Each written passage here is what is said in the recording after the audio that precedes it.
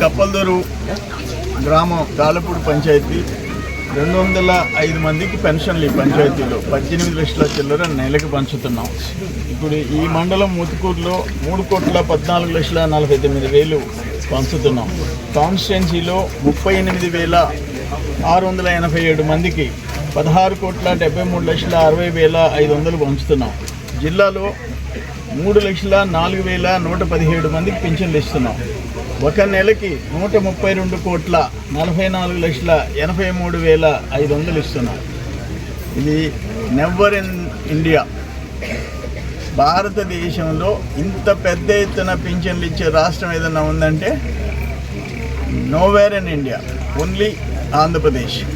ఆంధ్రప్రదేశ్ జనాభాకి సంవత్సరానికి 33,000 కోట్లు ఖర్చు పెట్టడం, నెలకి 2,737 కోట్లు నెలకి పింఛన్లు, వృద్ధాప్య వితంతు పింఛన్లకు ఖర్చు పెట్టడం, వికలాంగులకి 6,000 10,000 ఇవ్వటం, బెడ్ రిడన్ మంచానికి పరిమితమైన వాళ్ళకి నెలకి 15,000 ఇవ్వటం ఎక్కడ దేశంలో లేదు. మహారాష్ట్ర బడ్జెట్ ఎంత? వాళ్ళు 8,000 చిల్లర కోట్లు సంవత్సరానికి ఖర్చు పెడితే ఆంధ్రప్రదేశ్ 33,000 చిల్లర కోట్లు ఖర్చు పెడుతున్నాం.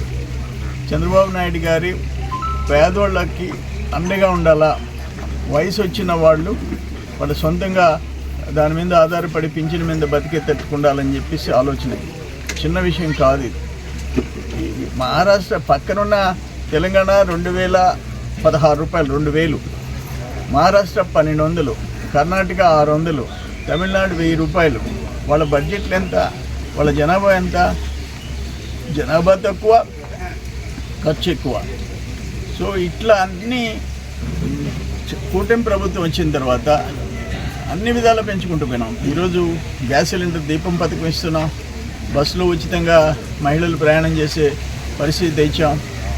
ఆయన 13,500 పిఎం కిసాన్ కింద రైతులకు ఇస్తుండేది, ప్రధానమంత్రి ఇచ్చేది కలిపి మేము 20,000 ఇస్తున్నాం.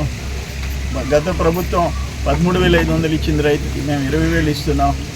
ఒక పిల్లోడికి, బడికి పోయే పిల్లాడికి తల్లికి వందనం ఇస్తే మేము 3కి 4కి 5కి ఇస్తున్నాం. నిన్న చెప్పారు అక్కడ, నిన్న అక్కంపేట గ్రామాలు పోయినప్పుడు ఆ గిరిజన వాళ్ళు నేను తిరిగాను. అయ్యా, ఈ తల్లికి వందనం అంతకుముందు గిరిజనులు ఒకడికి ఇస్తే ఒక బిడ్డనే పంపించేదండి స్కూల్కి.